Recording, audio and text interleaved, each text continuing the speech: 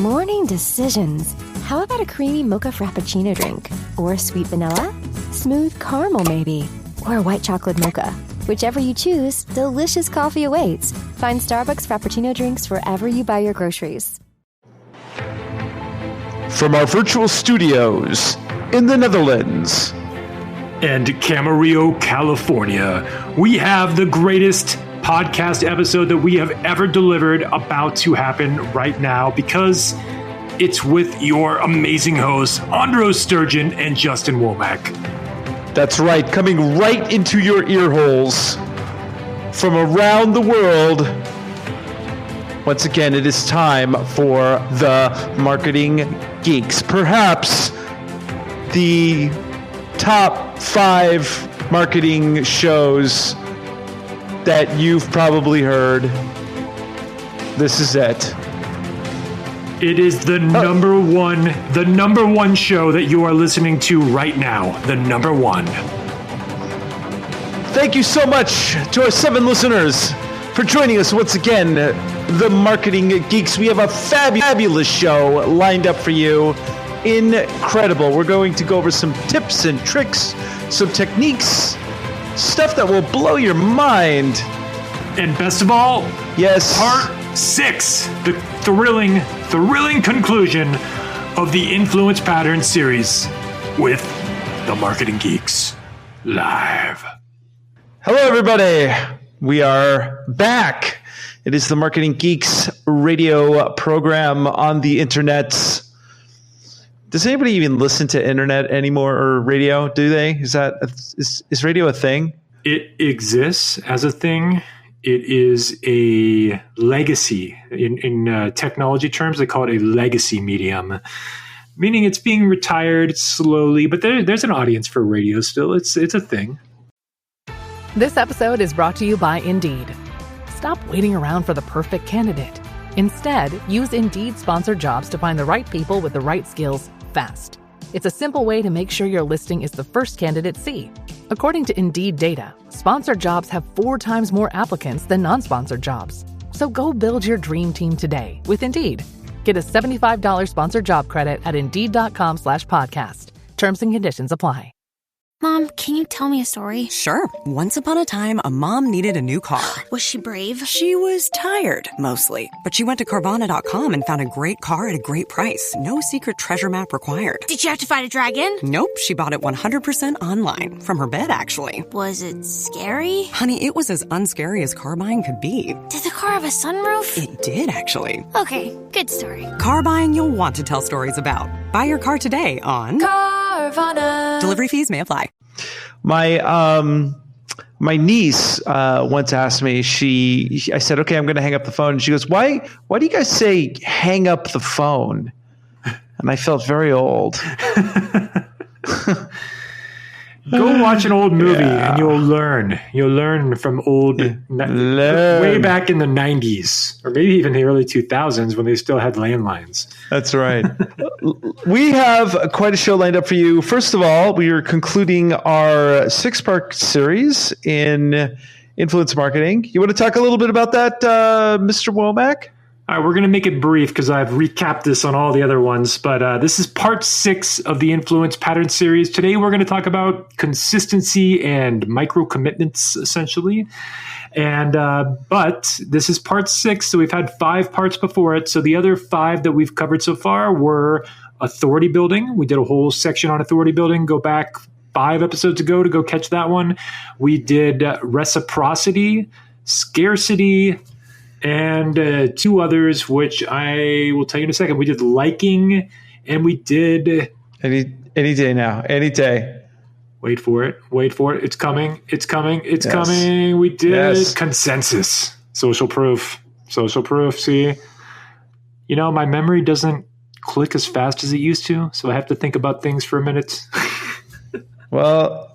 You know, there's 3 things that you lose when you get older, and one of them is your memory, the other one is your looks, and I don't remember the third one. That's a good one. Thank you. So before we get into that, we have some interesting marketing news. stuff that we've discovered along the way, finding the news so you don't have to do it yourself. But, the holiday season is coming up. If you don't have your Black Friday sale ready to go in the pipeline, you're probably already, too late. But did you know? So there's no Amazon here in the Netherlands. You know what we have? What do you have, Walmart? No, we have bol.com, BOL. And a lot of people shop there. And you know where else they shop here in the EU? McDonald's. Close. Alibaba Express. And for those of you who don't know, Alibaba is the Amazon of Asia. But here's the thing. They have once a year something called Singles Day. It's like their version of Black Friday that they that is only for that particular platform. It was only invented for that particular platform, and now it becomes a national kind of holiday where it's like their Black Friday. And Singles Day happens on 11/11.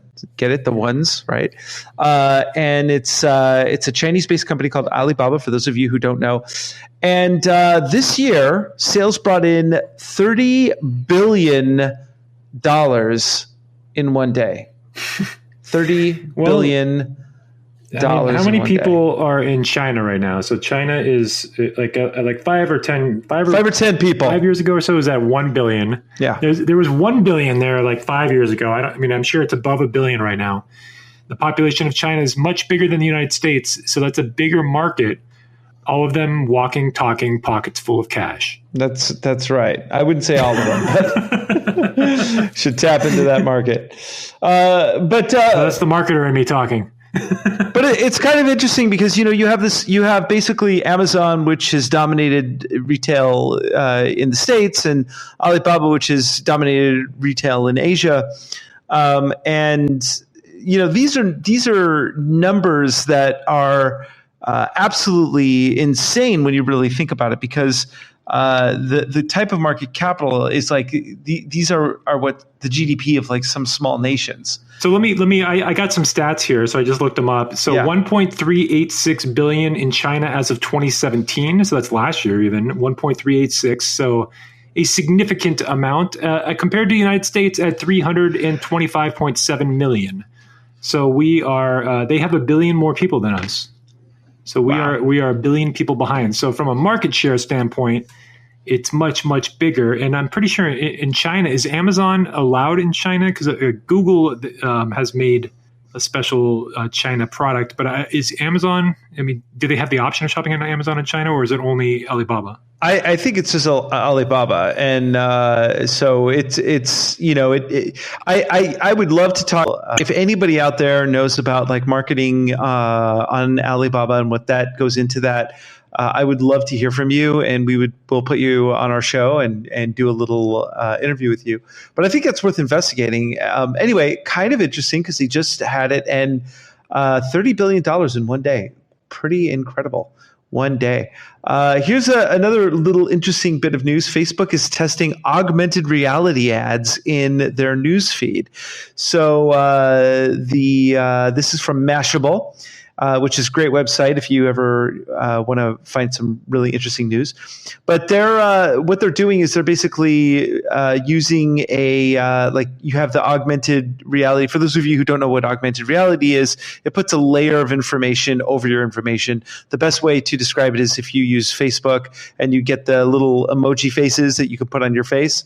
That's augmented reality. So now they're doing something where you can pair of sunglasses, for instance, and you can actually try the sunglasses on with different colors, see what they look like on your face in an augmented reality, and then you can just hit buy and buy those sunglasses if you like them. So you can try. That's interesting. I remember reading about them testing this technology about a year ago, as well as I know they're working on trying on clothing items where they'll actually kind of be able to simulate what they'll look like on your body type. Yeah. So it's pretty incredible what is coming down the pipeline with this augmented reality. So this will be the first generation, it'll probably be the cheapest point ever to get in on this particular type of ads on Facebook.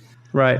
But it's also going to take a little bit of a tech background to figure it out, at least in the beginning, because there won't be any digital courses available quite yet. Right. And so, this is just something to think about as marketers, is that you have, it's not only multi-channel, it's also multi-tech at this point, because you've really got to think about how how you've got to capture this. If you have some sort of product or service, can you use this type of technology to leverage your brand? And because right now, you're absolutely right, this is kind of a niche thing. You can use this to your advantage because not a lot of people are doing it at this point, and that won't be the case in the next few months. So very interesting that you could do this. I would have no idea how to set this up, but I'm willing to learn. Yeah. It's very, very interesting. Anyway, so and then finally, Facebook is they've dropped a teen-focused viral clips app called Lasso. So Facebook is seeing a steady decline in usage among teens. So in order to get that market share back, they've released a new viral clips app by the name of Lasso. It makes you feel like almost like a video game. It's basically their version of TikTok, and TikTok used to be Musical.ly. So the app is available on Google Play and iOS, and basically, it almost feels to me like this is the type of thing that they're like, hey, how can we talk to the kids?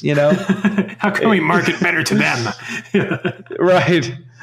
Let's put a team of 100 developers on this thing and we'll pump it out in a week. It's the good old Facebook trying to reach the teen market. It won't work. Who knows? I mean, Facebook, for God's sakes. I've had to, and it's kind of interesting because I'm such a big fan of Facebook, and I'm doing some consulting work for a large company right now, a beauty brand.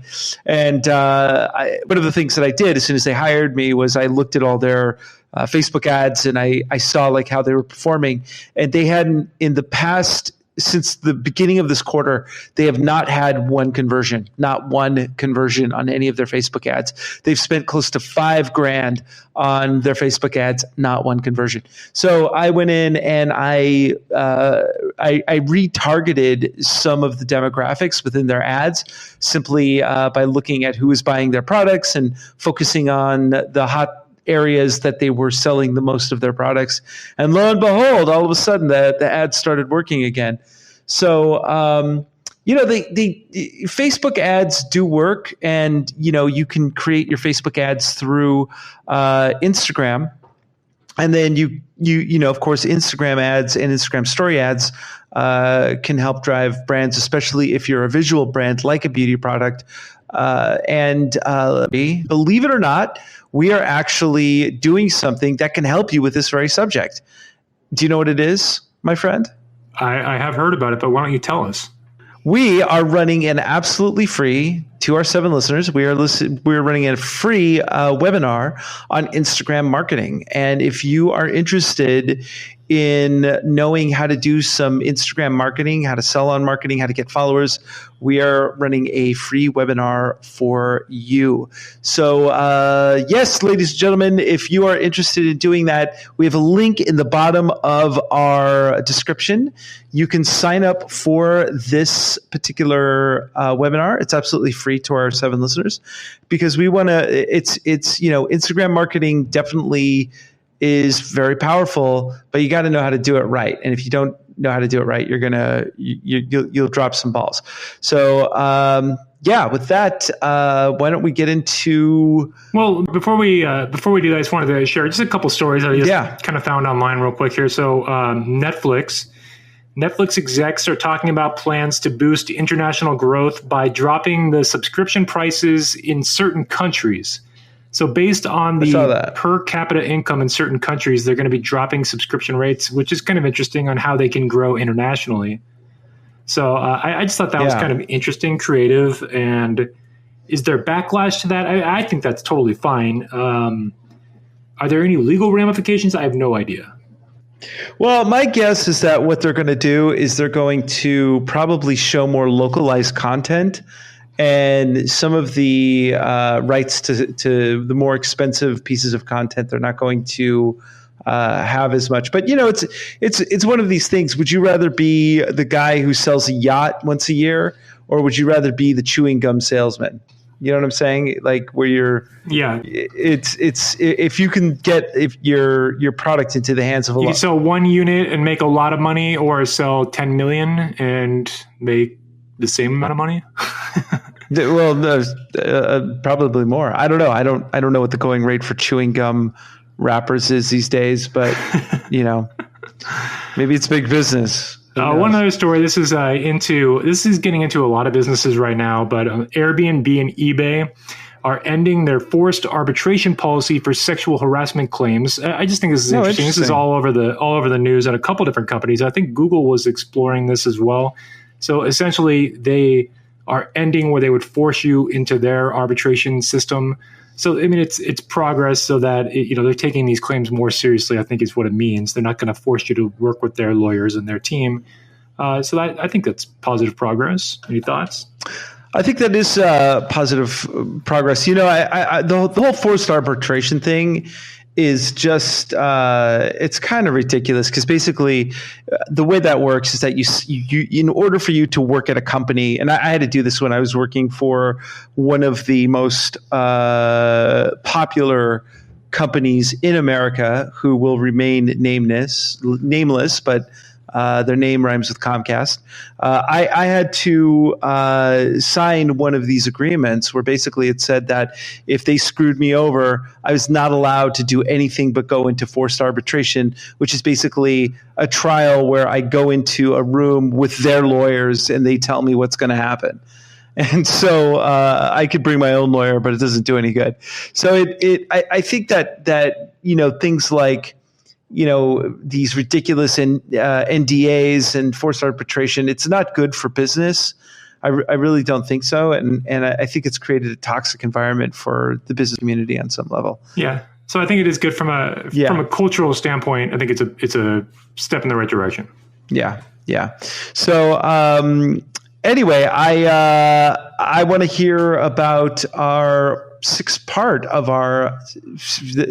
series. This is the final part, right? You do? You really do? You really want to hear it? Yeah, I do. Okay. Take it away. All right. So welcome to part 6 of the Influence Pattern Secrets these are from the book Influence by Robert Cialdini. Today we are talking about consistency and commitments. So in this section, we're talking about consistency and commitments. It's the idea here is that people like to be consistent with the things that they've previously said or done. So if you get someone to orally commit to something, even if it's like a micro commitment, like a small initial commitment, they're more likely to take the next step. And so consistency is activated by this process. And in a study featured in the book Influence, the researchers did this experiment where they took a few people and they asked them if they were willing to put up a wooden board on their front lawns that had the ad slogan to drive safely on their so in this neighborhood. They went door to door. They asked residents to put up this drive safely sign. It was kind of an unsightly sign. And not a lot of people agreed to do it. However, in a similar neighborhood that was close by, they were able to get 4 times as many homeowners to agree to put up the unsightly board. But the reason that they were able to do this is because 10 days prior to making this ask, they had gotten those homeowners to agree to place a small postcard in the front window of their homes that signaled their support for the Drive Safely campaign. So by placing that small card in their windows, that initial commitment actually raised their conversion by 400% when they came back later asking them to put up the unsightly big sign on their front lawn. And the reason is because they wanted to be consistent with their initial decision that they made. So if you want to take this and apply this in a more general way, when you're seeking to influence using this consistency principle, you can look for voluntary, active, and public commitments or micro commitments from people. And you want to get those either out loud or especially if you can get them in writing.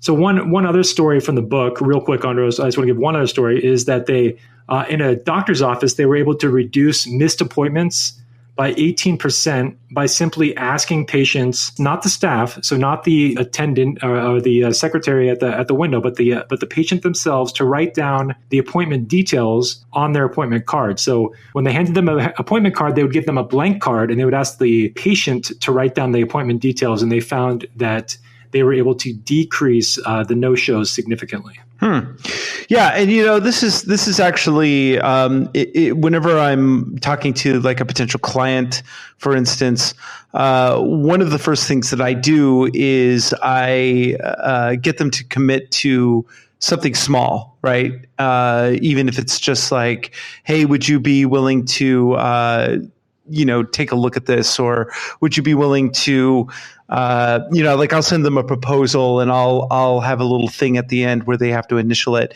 So something where you make a minor commitment. This also goes in line, and this is one thing that Facebook marketing is actually really good at, where you can get people to commit to a like first, and once they like something, then you can kind of retarget them and get them to buy in on other things later. And so let me add a few elements here, and then I want to kind of go give you some more examples on how that kind of ties into what you just said there.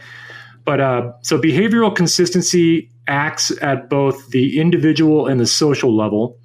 And Robert Cialdini states in the book that so once we've made a choice or we've taken a stand, we will encounter personal and interpersonal pressures to behave consistently with that commitment.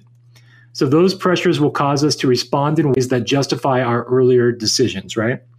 So we talked about this on a previous show, but the idea of like in sales, like a yes ladder, where you're asking small, easy to answer questions where you're going to get somebody to say yes like 5 times. Mm-hmm. And what happens with that is you get them to say yes 5 times. They're being consistent, and then when you ask them a question more in line with your sales offer, they're more likely to say yes because they said yes to the other questions. I've seen this also used in a sales conversation where you get someone to commit. You ask them what their biggest problem is, and they give you an answer, and you say, okay, on a scale of 1 to 10, how committed are you to solving that biggest problem? Well, you want to get them to a level 10. So in the conversation, you use a few tactics until they tell you that they're committed to a level 10 of changing their biggest problem. And then when you make your offer at the end and they tell you that they want to think about it or something like that, you're like, wait a minute, you just told me you're committed at a level 10 to solving this problem, and I'm giving you the solution to do this.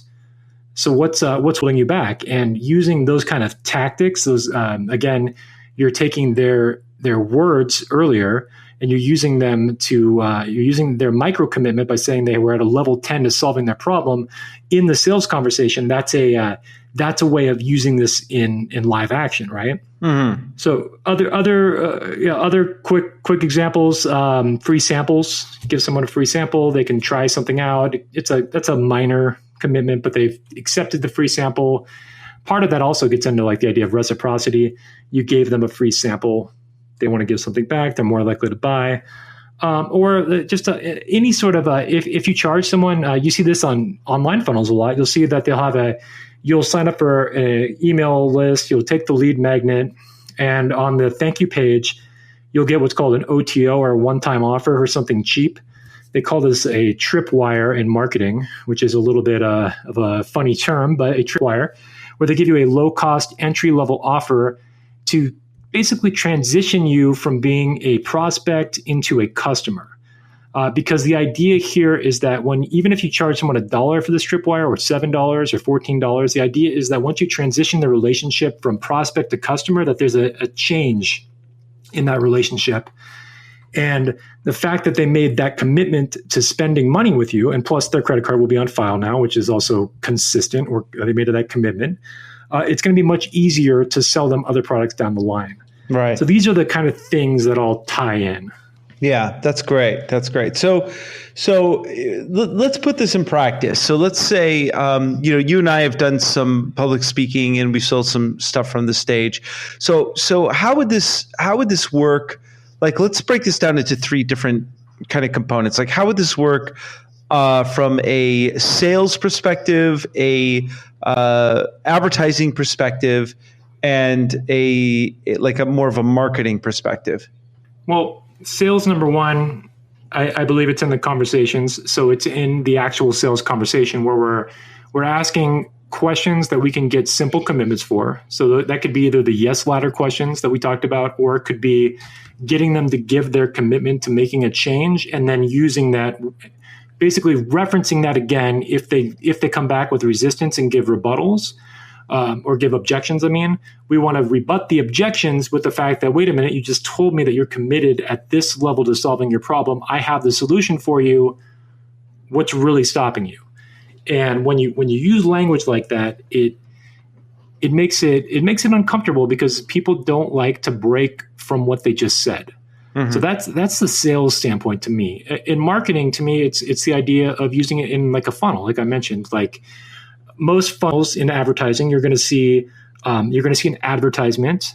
The advertisement is going to give something away for free of value. So I believe that the most effective online advertisements don't go directly for the sale, but they instead go directly for giving value first.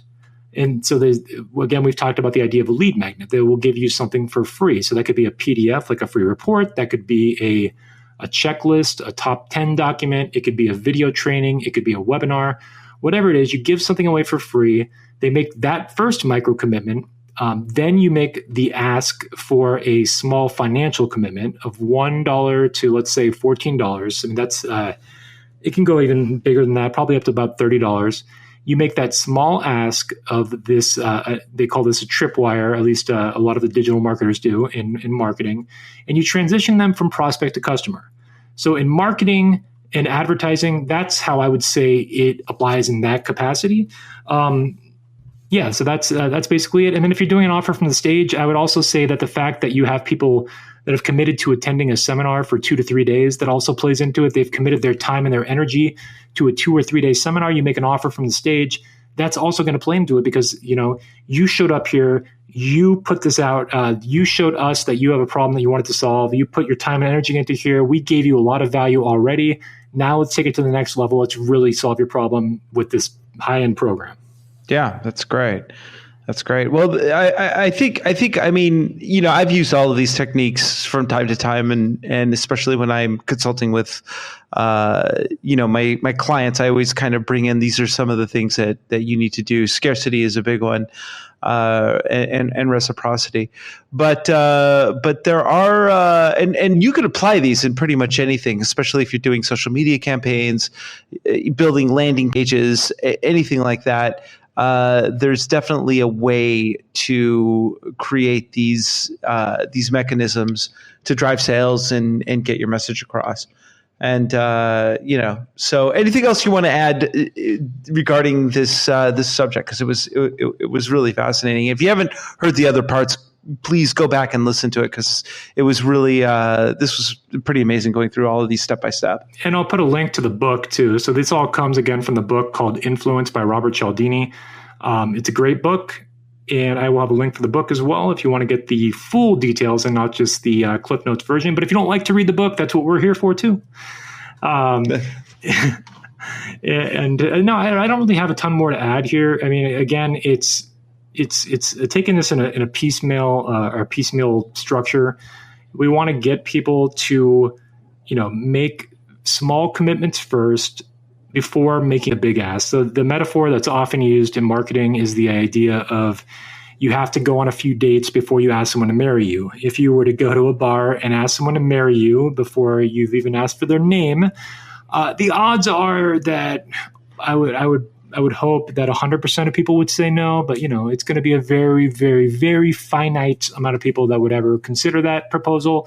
So you have to put in the micro commitments and the small stakes work first before you can develop the relationship and go in for the bigger sale. That's great. But you know who never says no? I do know who never says no. That's right. That's right, ladies and gentlemen. It is time once again for the Sex Robot Report. I can't wait to hear it. Every week, we bring you... Can't wait to hear what's happening. Give me horn. Oh, yeah. We bring you the top sex robot news in the world. No one brings it like we do. We know you're reading these stories on your own, but we bring them to you anyway. That's right. That's right. This is an interesting story. A guy in Japan, 35-year-old. This is from the Inquisitor.com. Wait, what's his name? Does he have an awesome name or not? He could. I don't know. My Japanese is a little rusty. So it's no brick dollbanger, huh? It's no brick dollbanger, that's for sure. But but he's a 35-year-old Japanese man named Ashikoko Kondo. That's an all right name. Not bad. Considers himself married to a virtual reality 3D hologram. The character is called Hatsune Miku. However, he feels that the hologram that, quote, lives in his $2,800 capsule-shaped desktop device at home is the specific one that he's wedded to. And his marriage is not legally acknowledged and admits that for Mother, it wasn't something to celebrate. I can imagine. So, I'm sorry, he's married to a hologram? He claims to be married to a hologram. But he also has a doll of her that he used for the wedding ceremony. And the doll wears a wedding ring on its wrist. A wedding ring on its wrist. I don't know if that's... Is it a doll or a robot, though? Is it a doll or a robot? It just says a doll. I'm just trying to think. It's either a very big wedding ring or a very tiny doll. And it sleeps next to him, too. So, yeah. He considers himself an ordinary married man, and Miku reportedly does what he would expect any wife to do, which is she wakes him up and sends him off to work and gets the house ready for him before he returns. And Miku also tells him when it's time to go to sleep. And the best perk of all for Kondo is that the two-dimensional characters can't cheat, age, or die. So she's like a Fitbit and an alarm clock also? With, I guess, a Fitbit with benefits? I don't know, but you know what? Good for them. I mean, you know what? Yeah, congratulations. So I guess congratulations are in order. Yeah, exactly. Okay, here's to the happy couple. And with that... we conclude. Oh, God. I have nothing else to add to that. That was just too good of a story. Boy. So, once again, Sex Robot Report. Next week, we will bring you more from the latest of Sex Robot.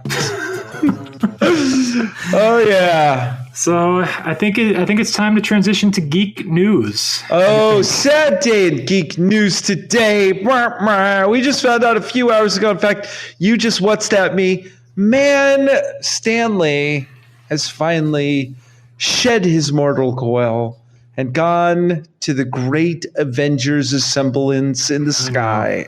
It's sad. He's been snapped up. He was 95 years old. 95 years old. That was a good run, man. You got to say, like, to like end your life with, like, you know, Avengers. You know, it's like he probably saw like the last Avengers movie, which may not have a trailer, so I understand. But you know what? Good for him. I mean, it like he was really he really brought something. But here's what's really interesting. You know that the Marvel Corporation like almost went out of business, right? So I don't know if you know this, but in order to keep the rights of some of the movies, specifically Fantastic Four, they had to make a Fantastic Four movie in order to just keep the rights, right? And that was Fox, though. That was Fox, yeah. And so, but back in the 80s, they hired Roger Corman to make a Fantastic Four film. And if you don't know Roger Corman, he was. It was the early 90s. It was the early 90s. Yeah. Was it the early 90s? I do know Roger Corman. Yeah, it was. I actually worked for Roger Corman for a short time. And what Roger Corman would do is he would see that Jurassic Park was coming out. And right when Jurassic Park was coming out, he would do something like he would say, he'd make a movie called Jurassic Playground or something like that. And it would be like the cheapest low budget knockoff. Like he'd make these movies for like 50 cents. And his philosophy was at the end of the day, when you went to your Blockbuster video store, there would be Jurassic Park and sitting right next to it would be Jurassic Playground. And he would... and some poor mom would grab the wrong one. Or somebody who's already seen Jurassic Park 10 times is like, I don't know what this is, I'll grab it. And he'd make sure he'd have a cool box cover. But the movies were always like just wrecking balls. And as they used to say in Roger Corman's little sphere, if you worked for Corman, you were either on your way up or on your way down. So, that's where a lot of filmmakers got their start. And that's where Eric Roberts ended up like getting his next mail from. Yeah, so, and just for our listeners, if you don't quite know the history of Stan Lee, he is one of the co-creators of many of the Marvel characters. Some of his creations include Spider-Man, the Avengers, the X-Men, Daredevil, the Black Panther, the Fantastic Four, the Incredible Hulk, part of the Avengers, I guess, and many more. So he wasn't quite the creator. He was more the co-creator. Co-creator. Yeah, and so he basically. I mean, if there was no Stan Lee, we wouldn't have Howard the Duck. So that's so true. Give it up. I forgot about Howard the Duck. Yeah. Well, so here's Stan Lee. Thank you for your years of service, and you will be sorely missed. Now, the question I have is this, and this is what I want to know. Stan Lee has been in every single Marvel movie with a cameo. Every single Marvel movie, he plays a small little role. I'm sure at some point they probably digitized him, right? So the question is are they going to digitally reanimate Stan Lee to do a cameo in all future Marvel films? Well, I would say that Avengers 4 and Spider-Man, whatever it's called, Spider-Man Homecoming 2. Far From Home. Spider-Man Far From Home. Those movies have both wrapped filming before he died. So I would imagine that if he, depending on his health, that he was able to do a cameo for those, at least record audio for them. So yeah, I would imagine he'll show up in those two movies. So the question is, going forward after Spider-Man Far From Home, will they re-digitize him? I think he would have given his permission for that. It's just a matter of. I think you know what? I if I were Stan Lee, I'd be like, yes, you got to immortalize the guy. I have a feeling that they're going to continue that whole thing, because the next Marvel movie to come out is, of course, Captain Marvel. Oh, Captain Marvel! I forgot about that one. Yeah, starring a digitally de-aged Samuel L. Jackson, and if you haven't seen the preview, go watch it. It's incredible how they de-aged that guy. But here's something interesting also about the whole Marvel sort of thing, because they. The next Avenger film, which doesn't even have a title, is going to be out in less than a year. May or April? Yeah. April or May next year. Yeah. And they say that they may not even cut a trailer for it. I don't think they need to. I think they should just do like a logo. They should just do a teaser trailer with a logo, nothing else, no footage. But it's a pretty incredible type of marketing that they have set up. I mean, not too many brands can do this sort of thing, but basically the whole marketing is not marketing, right? That is the marketing campaign. So every little rumor, every little, if you look on some of the Reddit boards right now, you'll see there's been a quote leaked picture of the Avengers with some of the suits on that he had in Ant-Man. Have you seen that? Have you seen this? I saw this online. Yeah. Yeah, the quantum realm suits that the Avengers would have. The thing that's brilliant about this is they could have released this just as a joke. nobody knows if this is actually going to be a plot point in the movie. But the fact that people are talking about this and doing this sort of viral marketing around just any little bit of information, that alone is its own sort of marketing. So really, and this goes along the lines with all social marketing that you do. Any type of social marketing that you do, it has to be worth talking about, right? So before you post anything, you got to think, is this worth talking about? So I love the fact that they're releasing these things because it's definitely worth talking about. We're talking about it right now. Well, I'm talking about it right now.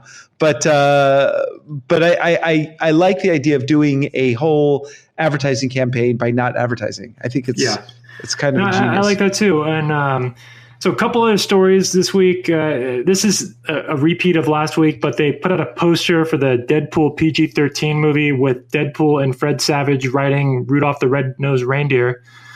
And that's it. That's the story of that one.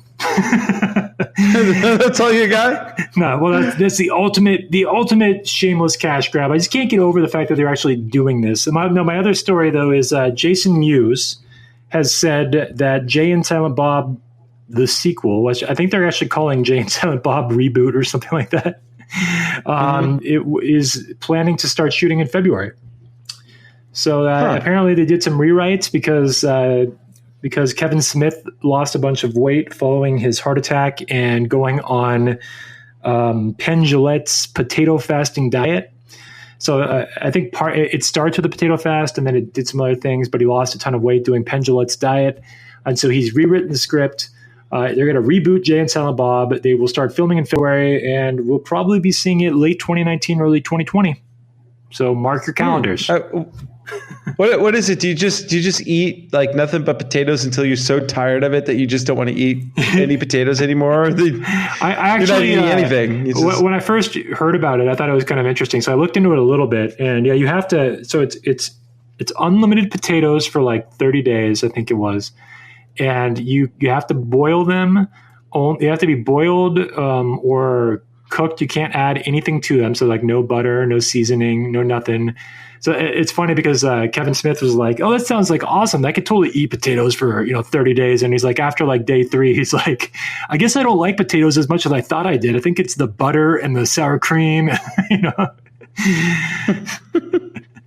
So, but apparently it works. So who knew? Who knew that potatoes are so amazing for you? Who knew?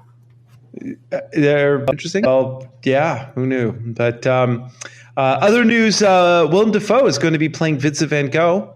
Isn't that interesting? He seems like a guy that would slice his ear off. He definitely seems like a guy who would slice his ear off. Vincent Van Gogh, he spent a couple of years in a small town called Noonan, which is not too far from me. And you could actually go to some of the fields where he painted his sunflowers.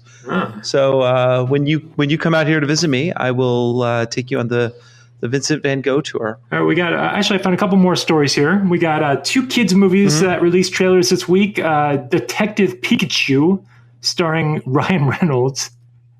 Ryan Reynolds of the PG-13 Deadpool fame, of course. And then we have Toy Story 4 released their teaser trailer as well. Of course. I haven't even watched it, but I mean, I'm sure it'll make a ton of money because it's Disney and it's Toy Story characters and the IP is very valuable. So they got that. And the story here is that speaking of reboots, because that's all there are these days, Child's Play, the living Chucky doll that haunts your dreams, is getting a reboot starring Aubrey Plaza. Yeah, that's necessary. We need one of those. I know, because Child's Play, Bride of Chucky, The Son of Chucky, and I don't know how many, there's like 7 or 8 of the original. So we need to reboot. We need to reboot it, and then we can sell more toys. I don't know. I once had dinner with John Carpenter, and we were discussing Halloween, and he said to me, I really want to apologize for all the Halloween movies that have been made over the years. However, I can't really help it because every time they say we're going to do another one of these, they write me a very large check. So He's like, I like the money. Yeah, well, you know what? He's a capitalist. That's no doubt about that. So the Child's Play reboot has a date, June 21st, 2019. So again, get those calendars out again. You got Jay and Silent Bob, the reboot, Child's Play, the reboot. And I'm sure there's plenty more reboots coming your way. Yeah. Well, you know what's going to never be reboot is this show, because it's perfect the way it is. And with that, we wrap up another exciting episode of the Marketing Geeks. Don't forget, everybody, hit the link below in the description. We're going to do a free, absolutely no cost to you webinar on Instagram marketing. Tell you what you need to know to get followers, sell your products online, and use it to your advantage. And you have to be there live. You have to be there live. If you're not there live, though, you can get the recording only if you are a donor to the show. So if you agree to donate up to $5 a month, we will get you recordings to not only that webinar, but all the webinars that the Marketing Geeks put out each and every month. And you will be able to tell your family during Thanksgiving that you are a donor to the show that is creating the most compelling conversations at the Thanksgiving dinner table. That's right. Conversations that will not get you yelled at by your uncle. Conversations that will elevate your status among the dressing and this Thanksgiving turkey. And with that, ladies and gentlemen, from the Netherlands, from Camarillo, California. Good night, good luck. Most of all, stay classy.